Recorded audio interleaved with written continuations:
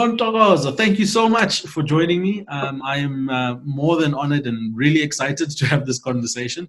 I've been, thinking about a lot of stuff to do with leadership, and in particular, how you lead more diverse teams. So I'm glad that you've made time for us, and thank you. Thank you for inviting me to chat. I wish we were having a glass of wine, given that it's our pretty. Of course. A drink. If this comes out well, you owe me a drink. I owe you a drink regardless. So I want to make sure that happens. It's summertime now. I'm sure you can take advantage of the great weather. Level 1. God, it's level 1. Exactly. Now I'll take you up on that. I'll definitely make that happen.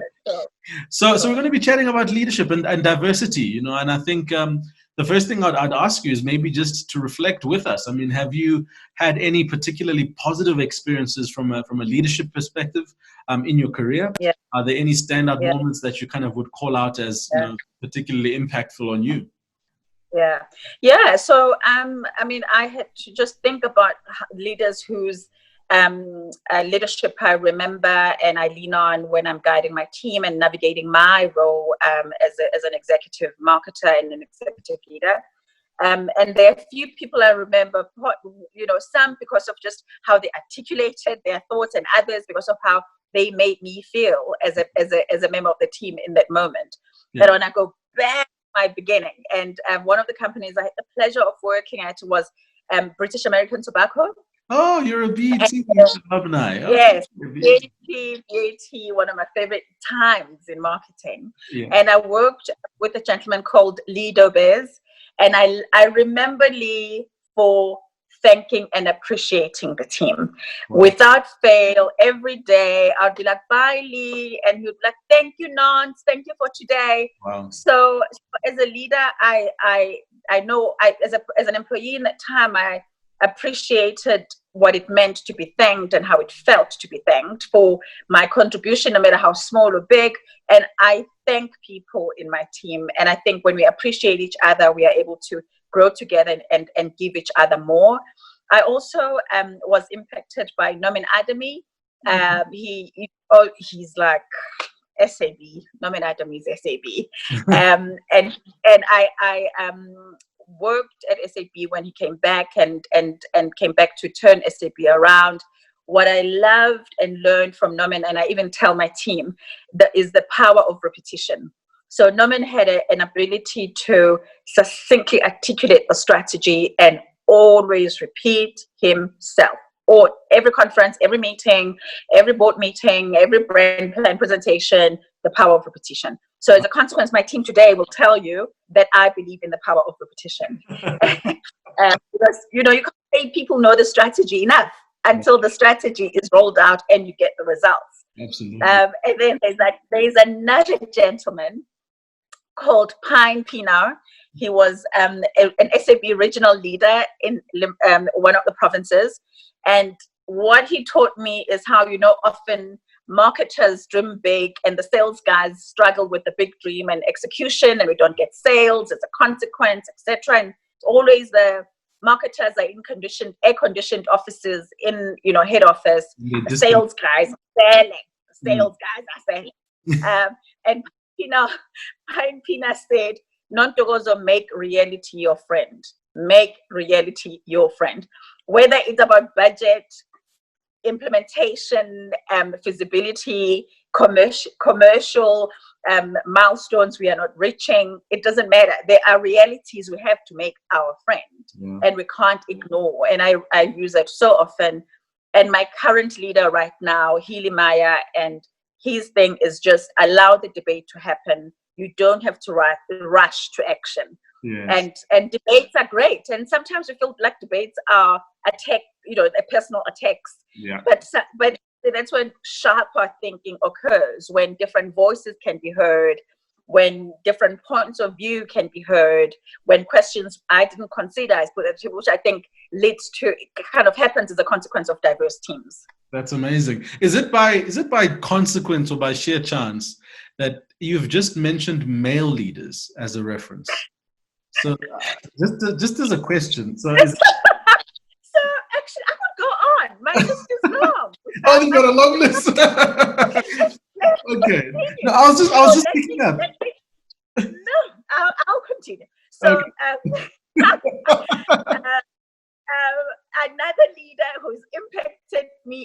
Mosidi Seretlo. Yes, sis. Mosidi's thing was step up, own the mic, be confident. Yeah. She actually, I got to SAB through Mosidi, and I led Brutal Fruit, and later got promoted to Carling Black Label. And Mosidi's thing was always Nontokozo, passion, confidence, own your voice. And I would never, I mean, I was actually intimidated by the boardroom those days, and I was intimidated by the beer world because I had come from Coca-Cola. And I remember that all the time. Confidence is everything. Passion without confidence won't carry you. You need to be confident. And then another female leader actually is Funeka Muchani. Okay. I worked with Funeka, and she was my boss at Standard Bank. And, you know, like what I got from Funeka is just leading with authenticity, leading aligned to purpose. And Funeka is a big believer in purpose, a big believer in authenticity. And she is a freaking brave risk taker. And that I will never forget. And then my mentor, I'm surrounded by incredible women, actually. And my mentor is a lady called Linda Manzini and many others. I mean, Nunu Njingela, sometimes I call on her and we chat and just have thinking partners. Andrea Quay is my friend and my thinking partner. But Linda, Tenja, and I've got many, many sisters, Mary Villagazi, all of them, Eshlin van der Kolf, Janet Marais. They're just incredible women. Zoraida, who is at Momentum Metropolitan right now. They're all thinking partners and sisters who kind of help me think and help me get confident when I'm not feeling confident, but also cheer me on and help me see gaps that I don't see sometimes.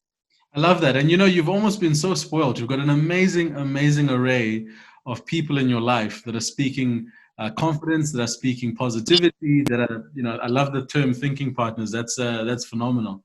And I wanted to know, I mean, does that influence how you show up? So as a leader, you obviously you go and you work and you got, you know, what they call the 9 to 5. And then you obviously have leadership in other aspects of society, you know, in your community and the things that you do outside of work. Do you believe you show up as the same leader in both contexts, or is there a difference for you? Actually, I've recently been told that I'm the same regardless of where I'm the same. I love people. I love people. And sometimes I say, I love people too much. Yeah. Like, you know, you ever felt like you care too much? Yes. I really genuinely love people a lot. I care about people. I care about personal growth, and even whether it's my kids or my friends or my colleagues or my team or people I mentor, I show up the same. And I also, I mean, I need to charge my phone. Let me just connect so my battery doesn't die. No problem. But the other thing is, you know, you pick up on this idea of thinking partners. I even teach that when I coach people. You know, I do say, like, who are you thinking? Who is your thinking partner? Who are you bouncing your ideas off? Who is your audience? You know, like if you're gonna go and pitch for a big deal, you need to, you know, have somebody there to help you clarify your story. Yeah. So I'm consistently this, Musa. That's fantastic. That's fantastic. I mean, you know, sometimes, you know, people get a little bit schizophrenic, and now, more importantly, I mean, a lot of the people that listened to the first recording that we had, I mean, it's been fascinating. I spoke to Kenzie, who's at Nedbank, and she. Oh yes, love Kenzie. She's doing amazing work. She's a phenomenal person, and she shared the story about her journey when she was in Dubai. I got a message from this young lady that's in Dubai right now. She's working for a multinational. She was literally with her job. She was like, I'm done. She was being bullied and she couldn't cope. And so the message that came completely, you know, out of the ether got her to reflect about how she should be tackling the problem. And so what I'm thinking about what you're saying is that there's obviously going to be lots of young marketers that are looking at Nunu and, you know, the ladies that are there that are doing their thing. And what I'd love to ask you is, I mean, if as a reflection to them, you know, diversity in the workplace becomes a challenge on many different levels, right? When you're coming up in your job, and then obviously in the position that you're in now when you're leading others. Can you talk a little bit about maybe some of the challenges you faced when you were coming up? You know, when you're thinking about diversity, maybe being the only Yeah. in the room, or being the only African Yeah. male in the room. I mean, what are some of those things you experience potentially?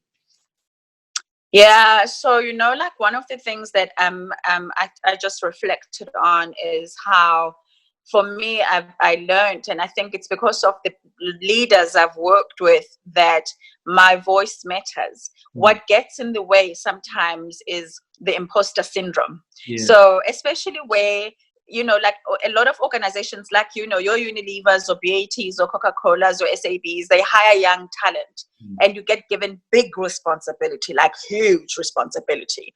And you walk into those roles and you're like, really? Me running all of this? Me telling manufacturers what to do?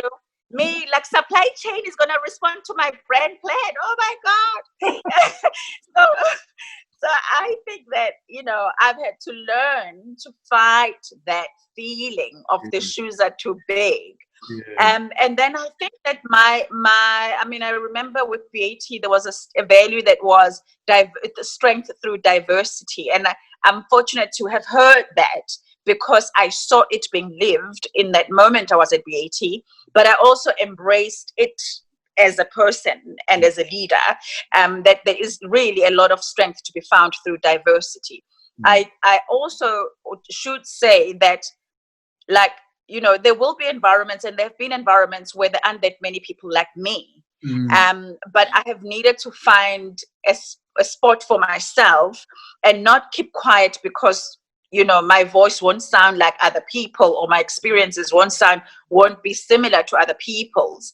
And actually, some of when I was reflecting with my current exco, even my FD was like, "Yeah, I love how you think about things." I'm like, "Really? But I'm not an actuary or an accountant, and I'm in insurance."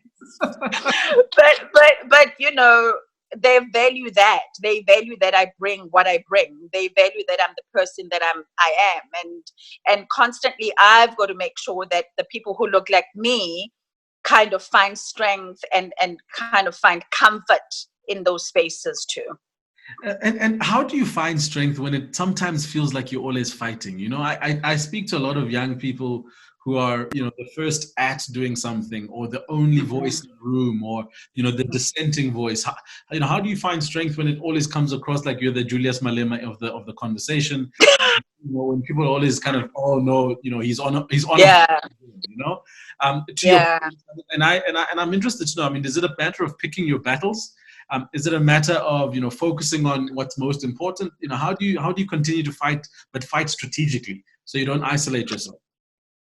Yeah, so that's the important part: fighting strategically and not isolating yourself. Because for me, it comes down to the power of my thinking. It comes down to the basis of my voice, and what is the foundation of what I'm saying. And also, I think that there are times when maybe I find, actually, you guys are like, we ladies are polite. We wait in line for the chairperson of the meeting to say, "Yes, Nontokozo, do you have thoughts?" But there's Musa. Musa is like, "Hi, chief, this," and then between you and Andile and Karabo and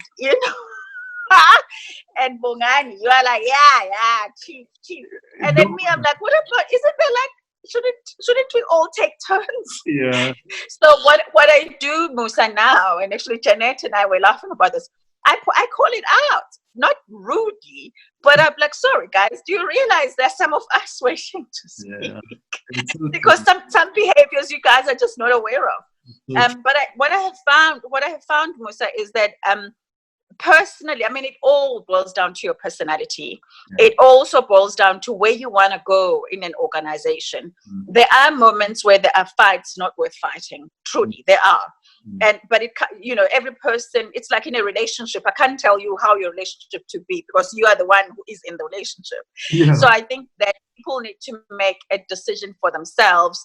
Now, what matters to me is knowing that I've done all that I can to give my voice, to give my thoughts a voice, and to do good by me, for myself.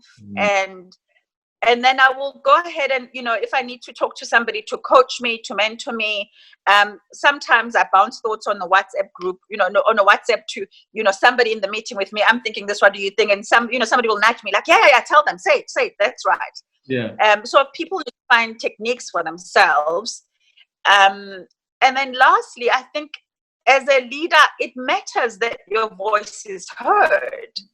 And inclusivity is that, diversity is that there are people like me at the table. Inclusivity is that I am heard, but the mic won't always be given to me. I need to grab the mic and find those moments. And sometimes it's at a one-on-one level. So if, being new to Momentum Metropolitan, I didn't have confidence to speak up in Exco in the beginning. I didn't. I didn't have the confidence to speak up during, board meetings. I didn't. And as I delivered, as I proved what I was about, as I built relationships, my voice kind of grew and my confidence grew. And I was patient with myself in that journey. And I'm pretty sure, that growth also was preceded by you adding value, right? So it's for sure. Yeah. Definitely. I think so. Carry on, sorry. No, I'm saying especially in technical spaces where, value is actually very, it's very important for you to have a voice. And if you aren't able to add value, over time, your voice gets silenced. Yeah. Like I often say to friends in FMCG, they have it so easy. FMCG, the marketers are queens and kings. Lord, what I would give for that. Marketing drives the agenda. Yeah. Organizations are marketing centric and marketing led. Yeah. Financial services, please chill, sit down, wait in the line. Product houses, come, product houses. Profit generating divisions come to the center. Yeah. Where now you cost us money, go there. So stress, must give you more budget. Why? But you've got to show value. And I remember the conversations, even with Fudega. She was like, yes, sis, we've never seen marketing like this. I'm like, who's catching up with who now? Who's catching up with who now? And even with like my boss, Janet and Healy and our Exco, they're like, yes, this marketing. I'm like, guys, slow down. We're so busy now. We're so busy. But it's lovely. It's a fantastic place to be when business see and appreciate the value. And in financial services, you've got to work 10 times harder because you will not get that automatically. And your title doesn't give you permission to do nothing. Yeah. And so, I mean, you come into a situation now, you inherit a team that is not diverse. Let's say it's just not diverse, not for any issues of yours, but now it's your team. How do you go about building a more diverse team? How do you go about engendering inclusivity? How do you go, that is in itself probably is a PhD thesis, but, how do you tackle that as a leader? Well, I'm fortunate enough to have inherited a diverse team. I inherited, and I said in my performance review, I said, guys, please hold marketing as an example. We are so diverse. The Momentum team is a team of 16. 13 are women, 3 are guys. I say to Charlotte, we need guys, we need men here. and Metropolitan is diverse.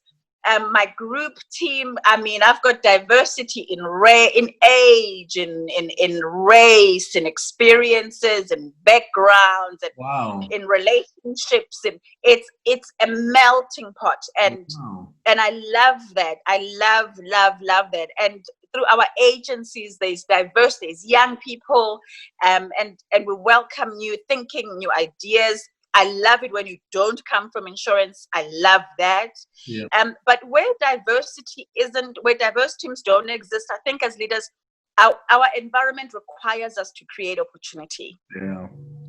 It will not happen automatically. We have to create opportunity, whether it is through programs where you bring young talent in, so that your pipeline is planned, or whether it is through the suppliers and partners you get on board to bolster the team that you've got, or whether it is when people retire or resign that you are consciously looking to bring different people in.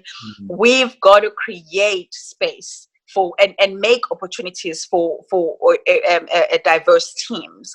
And then the next thing, Musa, I wrote in my reflection here is, when you've got those people, give them the space to speak, to contribute, to participate.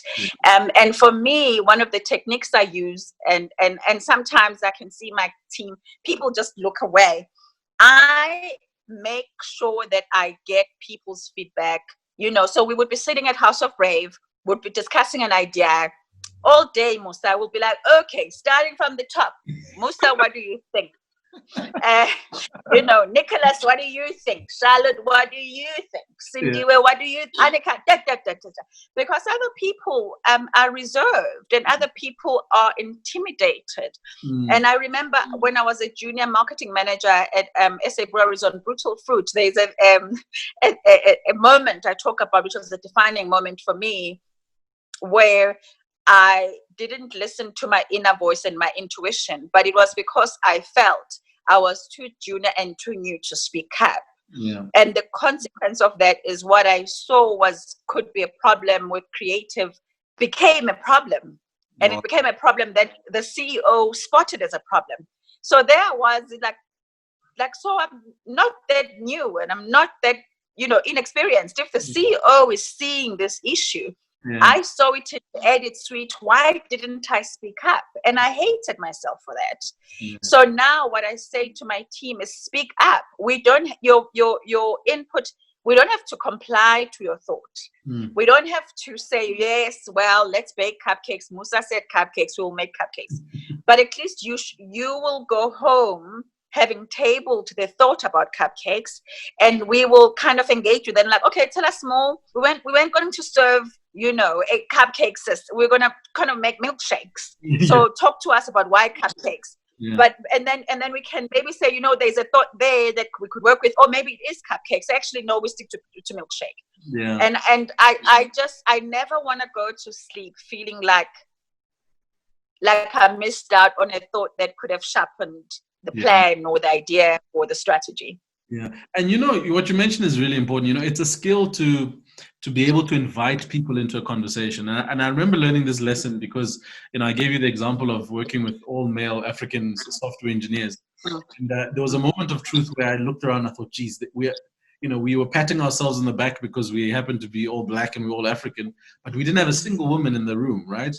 And I remember asking the guys, like, what's the issue? Why are we not attracting female black engineers? And I went on a little bit of a journey. I went to the UJ. We've got a good relationship with them. I sat and I spoke to some of the younger female engineers. And the irony was that the female engineers were outperforming a lot of the male engineers. In fact, they were, top of the class. But when it came to putting them up to come and do internships and that kind of thing, the female engineers just didn't do that. The male engineers would all be like, it's me, and they would come. So I started speaking to them, started asking, like, why don't you put your hand up? Why don't you come? We always hear inviting and you never do. And I realized that I make the assumption that a young, maybe 19, 20-year-old girl has got the level of confidence to go, I'm actually ready to do that. And so I needed to figure out how to invite them into our space, which is very different from a leadership perspective. We thought this is what we do. Hey, you want to come and join us? Versus reaching out to someone and inviting them into your space is very different, right? So from your experience, how do you create that level of kind of inclusivity and an environment where people have lowered levels enough to be able to reach into the conversation, instead of you always kind of having to be the one to kind of, guys, give me your opinion, give me your feedback, give me your, is there a way to do that? So I think in terms of the environment, I think, so I'm the most, I want to consider myself as a friendly leader. I do. I know there are people who might not agree, but I want to say I'm a friendly leader. So knowing that my personality is this, So I want, I create the freedom of just, let's be free and let's, have fun, joke around and whatever. So that whole thing of break the ice, so that there isn't the intensity of the conversation to start. Yes. But the thing is, strategic conversations are intimidating just because they are strategic conversations. And I think creativity and marketing often can be very subjective. So, like, I don't know, do you prefer this artist versus that? Do you agree that the winners of the Emmy should have been that versus this? I mean, it's all very like up to the person. Absolutely. So what I try and do all the time is to ground feedback on strategic direction, objectives, or outcomes we want. Because I think even if you don't have the confidence to say, oh, is the series a good one or not? Do I like Money Heist or not? And what if the boss likes Money Heist and I don't? Yeah. So, do I agree with the political, whatever is happening in South Africa? What do I think about clicks and hair? And, you can't say, you have opinions, and you might differ. But I think if you take it back to, well, if the strategy is this, my view is that. Yes. If the outcome should be this, I suggest we do this. And some of it comes down just to language, basically. And there's a technique where you kind of say, okay, let's build. Because sometimes we are quick to shut down ideas and to be like, oh, no, it can't be. Money Heist, rubbish. Why do you like that series anyway? Why are you thinking cupcakes? Nobody's into cupcakes now. And you are quick to kill ideas. And that will never grow the confidence in people. It will not show that the environment is safe. One of the facilitation techniques I've learned is to, and it's from the guys I've worked with a couple of times, is to this idea of build and ask, how do we? So my build is, I get this, but how do we ensure that? I get that, but how do we avoid alienating existing base? So how do we make sure that our innovation ambition is in line? Or how do we make sure that our partners understand we still fit with a purpose? So how do we give value to the shareholder versus, God, that's going to lose us money? That's a silly idea. Like, that will never work. Yeah. And often I've had people tell me things will never work. We tried it 3 years ago. It never worked. Yeah. Before your time, when I was running this portfolio, we did that with so and so, and we lost money. Yeah. We lost money. I was like, well, that was then. You lost money because I don't know how you did it. But could we perhaps say, I wasn't there. Like, really? You lost money? This shouldn't have been a loss, man. You should have brought the losses to the business. I mean, I could tell you that for free. Yeah. Jokes aside, I do. Then one's going to say, okay, because play referee. I think you need people who are comfortable to play referee and be like, okay, hold on. I get that it didn't work 3 years ago, but Musa, where were you going with your thought? Yeah. Why is it? What did you want to say? Oh, so you mean that? Okay, so let's maybe let's explore it. And I'm in the world of exploration and options. So because sometimes we narrow in too quick. So once input is shut down too quick, or ideas are cut down too quick, we rely on when the past was, and I'm not like that at all. And then the other magical thing I learned from a woman leader, Hayley Brower, is a technique. I love Hayley. Is a technique of silent votes and post-it notes. I use that all my life. Tibeti hates it. Agencies, Vanessa freaks out. I'm like, whoa, don't feedback. Nobody speak. Zip. Grab a post-it note. Grab a post-it note. Write your thoughts down. Vote. Idea A, idea B, idea C. Because what I learned through the technique is positional power and authority kicks in. Correct. So if Musa is the senior person at the table and Musa loves Money Heist, sorry, I'm obsessed with, you can tell I'm obsessed with Money Heist. If Musa loves Money Heist, and then Nontokozo is like, no, actually, it's it's the other series that's better. Because Musa is the boss and hired me and has been around for 10 years, I'll be like, yeah, I agree too. I agree. And then at the coffee station, I'll be like, yeah, but I didn't quite like that. You know what I mean? And it's too late for that. So what I do find is decisions are democratized somewhat and input is open somewhat when one facilitates a discussion in that way. That's magic. I think that's a great technique because, this thing of the highest paid opinion is a real pandemic in South African boardrooms everywhere. And as Everywhere. a result, that coupled with experience are actually super innovation killers. They close the thinking and they make people focus on how we can't do it. So I think that's a phenomenal technique. I'm going to ask you one last question. I'm going to read you a quote. Because a lot of people speak about diversity as like a wishy-washy thing, but there's actually a direct link back to business performance. And so one of my favorite guys to follow, his name is Scott E. Page. He's a distinguished professor in complexity, and he understands management very well. So he said, diversity trumps ability. Diverse groups generally do better than high ability groups at problem solving as well as problem prediction. Right? And he says it's not a political statement, it's a mathematical fact. So have you had a similar experience relating to managing diverse groups? Because if they can problem solve better, if they can problem predict better, then one would assume that this makes absolute sense for a business. Yeah, definitely. Yeah, I mean, there are many moments we've been saved because we had diverse ideas and input. Yeah. I mean, last year there was a campaign. So I'm a disruptive leader. I cannot do ordinary. I don't do expected. I push the team to kind of, really just go outside of the colored lines. And there was an idea we had on Metropolitan that was flipped and loaded. It was loaded. And the team would come from debating and figuring it out and Dan Moyane, Llewellyn, the agencies were all in there. And the more we talked about it, the more the inputs it involved a lot. There were grounds we were digging and trees and things, and it was lovely.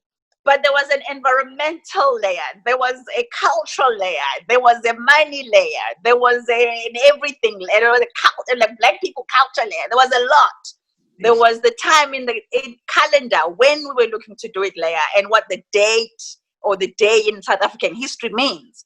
Sure. And I appreciated the different voices and diverse teams so much. And as dampening as it was to can it and just put it on ice, I was so grateful that we were able to put the brakes and say, whoa, stop. And in the same way on momentum, having diverse teams and having, perspectives from brokers and advisors and the history of the business, and it's a melting pot of cultures as well. I mean, Janet and I played different roles in debates, and Charlotte and Vanessa and the whole team, and even our ex-peers, they bring a perspective. Jan Lube, who's head of risk, loves it when there's a marketing discussion. He's like, yes, I'm in.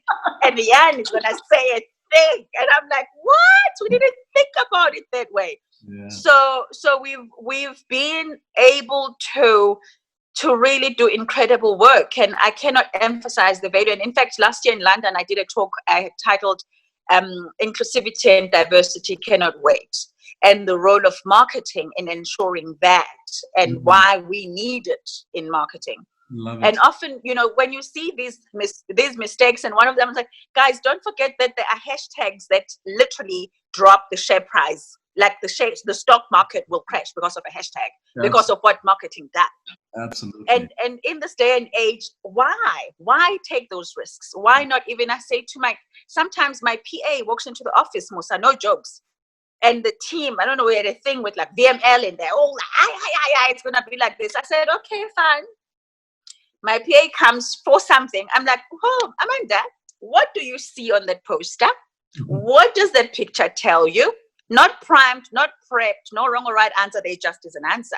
What she sees is all there is. They gave an answer. I'm like, well, do we want to continue with this, or do you want to refine it? Because sometimes we design things and strategies and we believe that, our viewers will have our explanation in their ears. Yeah, this song means this. Well, look at it like this. This tagline came from this. Hold on, pause the ad, call the strategist from the agency, play the orchestra. Sometimes I say, don't give me ideas that require the orchestra and the band to play for people to engage with it. I cannot. Guys, we don't have budget. There's no money and there's no time. So it is because of that, of diverse teams and inclusive cultures, that we are able to be a lot more sharper in what we do. And I think it's so rewarding, actually. That's phenomenal. So if I was to ask you, you're speaking to the 21-year-old Nontokozo, and you're going to give her 2 pieces. Oh, Lord. What are you going to say to her about diversity and inclusivity? I would say that there is so much richness in engaging with people who don't look like you or sound like you. Amen. Drop the mic. Drop the mic. I love that. That's fantastic. Thank you. That's fantastic. Thank you. I mean, you've just dropped so many gems, and I really appreciate your time. I think there's going to be a lot of value from the guys who are going to listen to this. I just want to appreciate you and say thank you for changing the perception about marketing around boardrooms in South Africa. Thank you for the job that you're doing right now. I think it's important, and you're working with our business, which I'm always very grateful for. And I hope you're going to have everything but success in your journey. Thank you. Thank you so much. Enjoy your weekend and time away with your family. And same to you. We'll be chatting soon. I'm going to take you on that wine offer, so don't disappear. Yes. Bye, Musa. Bye. Cheers. Bye.